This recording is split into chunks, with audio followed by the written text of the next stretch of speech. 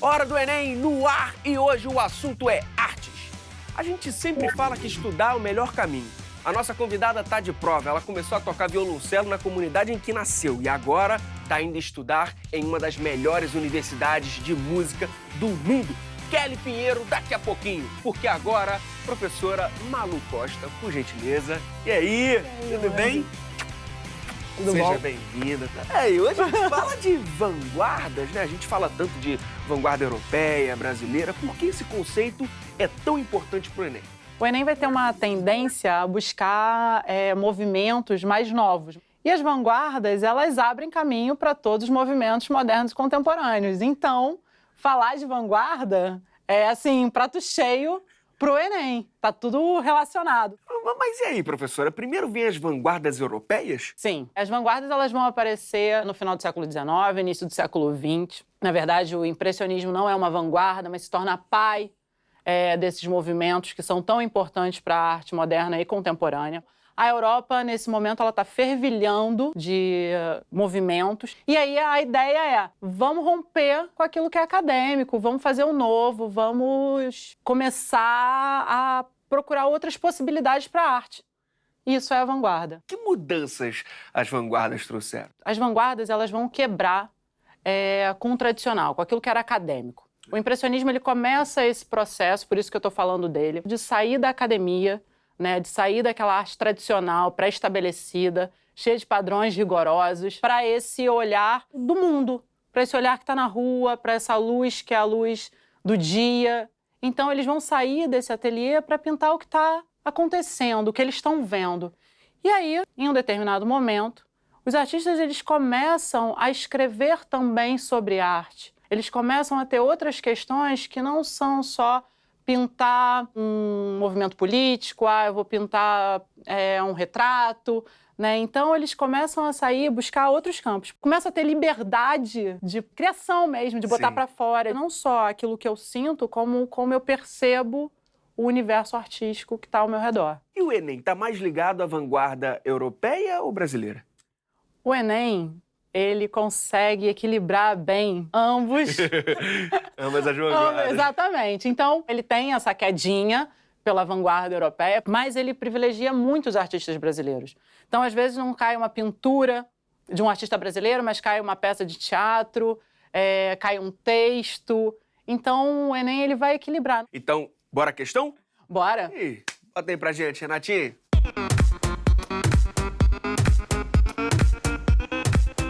Tá aí na tela a questão 21 do Enem de 2017, caderno azul, primeira aplicação. E aí, professora, começa por onde? O ideal é começar sempre observando a imagem.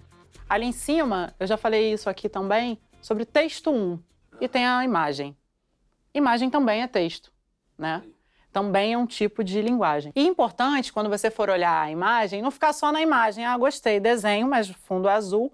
Não fazer esse primeiro olhar assim, muito rápido, e não prestar atenção nos detalhes da imagem e ler a imagem até o final. Porque muitas vezes, nessas informações da legenda, você vai ter informações que também vão ajudar você a desenvolver a questão. Porque aquilo que for importante vai estar sempre visível. E aí, primeira imagem, segundo tem um texto 2. Exatamente. Lê pra gente? Na sua produção, Guilde buscou refletir seu caminho pessoal e político, sua melancolia e paixão, sobre os intensos aspectos mais latentes em sua obra, como cidade, peixes, urubus, caveiras, abandono, solidão, drama e medo. Aqui a gente também tem a legenda do texto, e aí já tem uma coisa interessante, da melancolia ao inevitável. E aí tem o comando da questão. O gravador Oswald Guilde recebeu fortes influências de um movimento artístico europeu do início do século XX, que apresenta as características reveladas nos traços da obra D. E aí a gente tem uma série de imagens aqui. É importante que você esteja atento à sua leitura de imagem.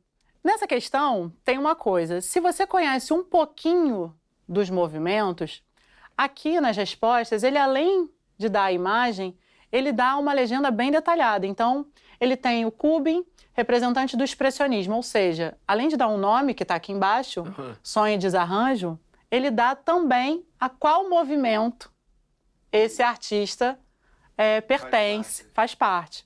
E assim ele vai falando de todos, né? Então eu tenho um Matisse, representante do fauvismo, com a bailarina deitada. Eu tenho o Rivera, que é representante do muralismo. Eu tenho um Picasso com o cubismo. E aqui eu tenho o Magritte, que é um representante do surrealismo. Uma dúvida, professora, só pelo texto eu conseguiria resolver essa questão? Aqui, no caso, tanto o texto como a imagem são interessantes para você conseguir resolver. Mas nesse caso, a imagem ainda é melhor do que o texto, se você não sabe nada de história da arte. Porque o que você vai notar aqui? A imagem, ela tem a figura de umas caveiras. Se você olhar essa figura, ela não é uma figura humana, né? É uma caveira. Foi uma figura estranha. Se a gente observar por aqui, eu tenho uma bailarina, ok. Não tem muito a ver. Eu tenho um cara trabalhando, também não tem muito a ver. Eu tenho um retrato de uma pessoa, né? Que é um retrato feito pelo Picasso. E aqui embaixo eu tenho duas figuras se beijando com um saco na cabeça, que talvez seja a figura de maior estranheza. E eu tenho aqui em cima essa figura com essa mão na cabeça. Ali atrás eu tenho uma pessoa deitada, outra que olha para cima aqui, e um nome bem estranho, Sonho e Desarranjo. Então, se eu for comparar as duas imagens, né, essa aqui e essa daqui, não souber nada de história da arte, a que se aproxima mais é a do Kubin, Sonho e Desarranjo. No texto, ele vai falando das coisas que são importantes se você sabe alguma coisa de movimento expressionista. Então, se você sabe o que é o movimento expressionista, quando ele fala de melancolia, de paixão, de abandono, cidade, urubu, essas coisas, te remetem a obras que você já viu no expressionismo, como O Grito do Mante. E aonde entra agora aquela legenda da melancolia ao inevitável? Exatamente. Melancolia ao inevitável, sonho e desarranjo. Entende? Tem a ver, que tem ali uma pegada? Então, Sim. se você tem atenção a esses detalhes, eu posso não saber nada de expressionismo e consigo resolver ou pela estranheza das caveiras, com a estranheza dessa figura que cobre o rosto, ou pelo nome estranho do texto, Sonho da Melancolia ao Inevitável, com a estranheza do nome da obra, né? Sonho e Desarranjo, que é bem fora do comum. E se eu conheço um pouquinho da obra do Guild, eu sei que o Kubin é um dos maiores artistas que vai influenciá-lo, né? Apesar do Guild ser brasileiro, ele estuda fora e fica muito amigo do Alfred Kubin. Show de bola. Então, gabarito... Gabarito letra A. Gabarito letra A. E você chega por várias formas. Além da obra de Guild, que outros artistas brasileiros a gente percebe uma influência das vanguardas europeias? Tem vários, porque a ideia do modernismo brasileiro é aproveitar aquilo que vem de fora, né? Essa influência do que vem de fora e juntar com aquilo que a gente tem aqui dentro de melhor, aquilo que a gente produz. Portinari é um artista que a gente pode falar que tem muita influência das vanguardas, é um artista que está muito ligado às questões da nossa terra, né? Então as pinturas do Portinari estão relacionadas com o universo que ele vive, porém a sua estética vai passear por N vanguardas. Então ele tem um pedaço da obra dele que tem uma estética cubista. A gente pode falar que ele tem um expressionismo na obra dele também, quando ele faz obras tipo Os Retirantes, entre o expressionismo, o surrealismo, que foge do lugar comum. Então, a gente tem a própria Tarsila, né, que tem um pedaço da obra dela bem cubista, que é no período do pau-brasil, depois do movimento antropofágico, ela tem uma estética que se liga mais ao surrealismo. A própria Anita Malfatti, que depois a gente acaba falando um pouco dela no modernismo. Tem obras da Anita que você percebe essa questão do expressionismo, que é bem forte. Então, assim, o Brasil, principalmente esse início do século XX, ele tem muito artista muito ligado nas vanguardas europeias. Partiu lá pra frente? Vambora!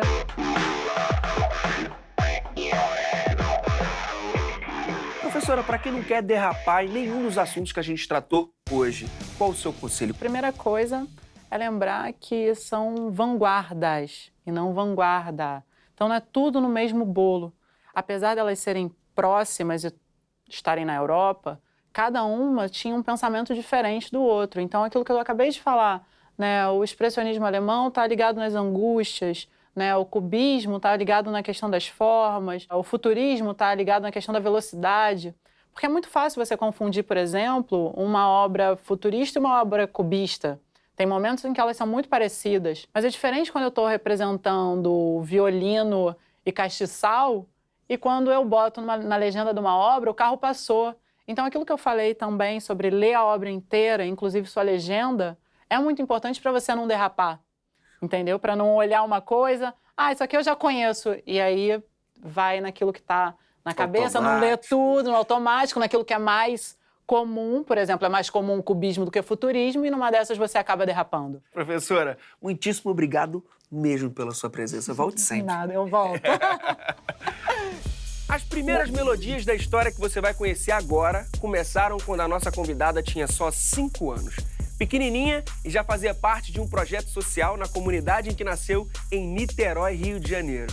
Hoje, ela está de malas prontas para estudar em uma das mais importantes universidades de música do mundo.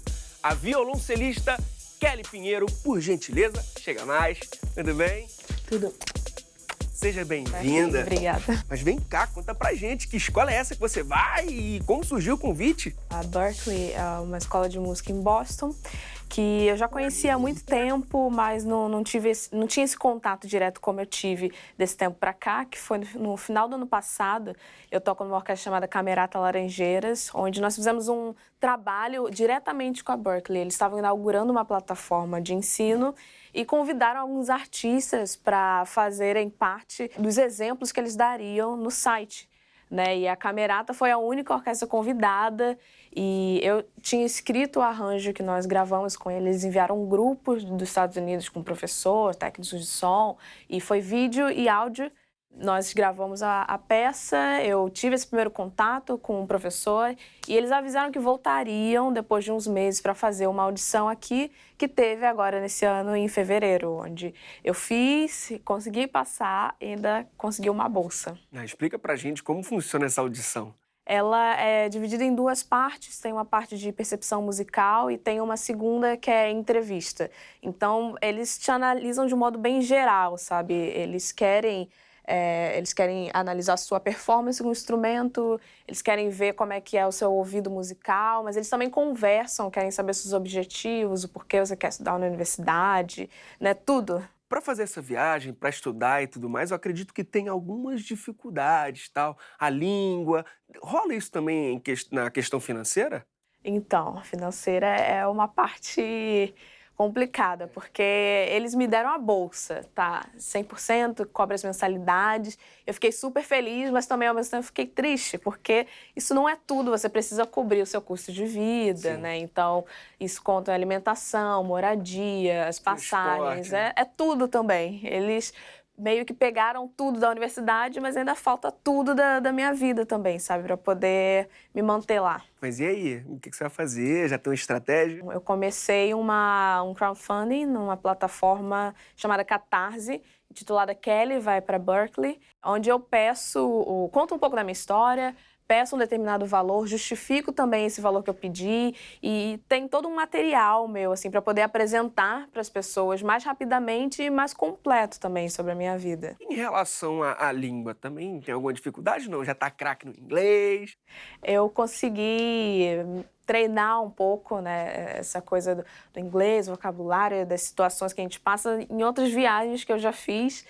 Mas, graças a Deus, a música é uma língua universal. Então, antes de tudo, eu tenho essa língua, né? E depois eu tenho que tocar. Falar é o segundo passo ali, que eu tô me garantindo, acho, até agora. Agora, voltando um pouquinho no tempo, de onde surgiu essa paixão pela música? Começou com a Orquestra de Cordas da Grota, que é um projeto social em Niterói, onde eu conheci a música bem cedo. Comecei com a flauta doce E lá, como eu era muito curiosa, eu fui indo para outros instrumentos, então fui meio que testando tudo. E eles dão essa liberdade pra gente lá, né? Até chegar no violoncelo, que foi só com 12 anos, assim, pouco depois. Eu tocava violino antes e na orquestra chegou uma doação de um instrumento novo, que no caso era o violoncelo. E eu também resolvi testar. Foi uma das minhas tentativas que deu certo. Eu acabei me apaixonando e parei por aí.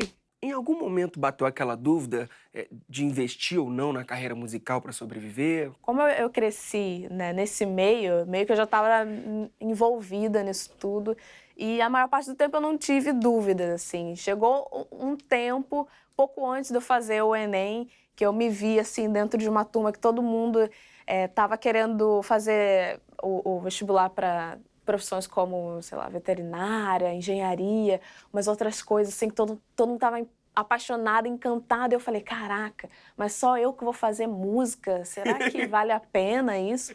Mas depois de analisar, olhar para minha vida, tudo que eu tinha passado, sabe? A música é tudo que eu tenho. Então eu resolvi investir, né, e fazer bem o que eu sempre fiz desde cedo. Seria melhor do que eu começar do zero uma área nova, né? E dá para ganhar dinheiro sendo musicista? Dá para ganhar dinheiro, principalmente como cellista, né, que tem um número menor do que o violino. Você tem orquestras, tem projetos, você pode dar aula, você pode trabalhar como um artista também, cantor, sabe? Que precisa da sua banda, então você precisa estar viajando, você pode tocar em evento, tem muita coisa. Agora, toca um pouquinho pra gente. Claro. E o que você preparou? Eu gosto muito de música brasileira, popular. Posso tocar um Gonzaga, para começar, uma coisa... Pode ser, show de bola.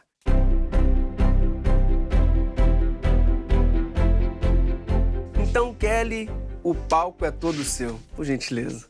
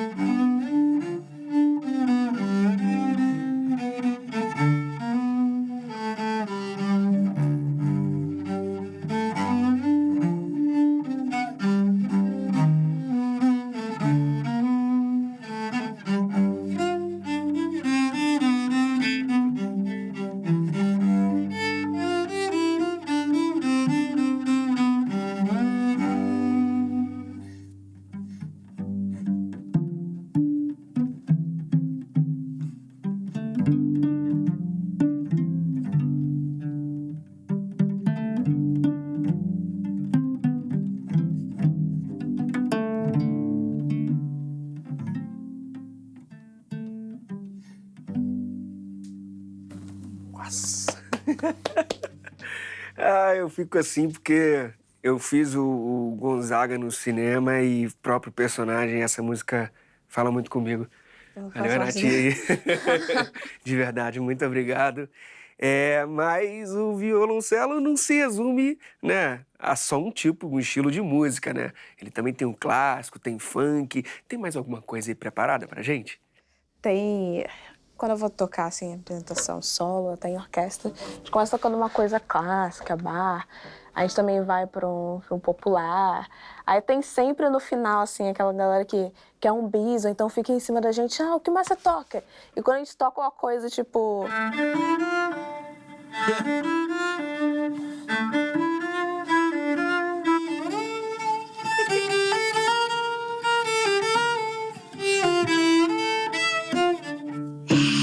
Só já pira. Uma coisa assim, funk.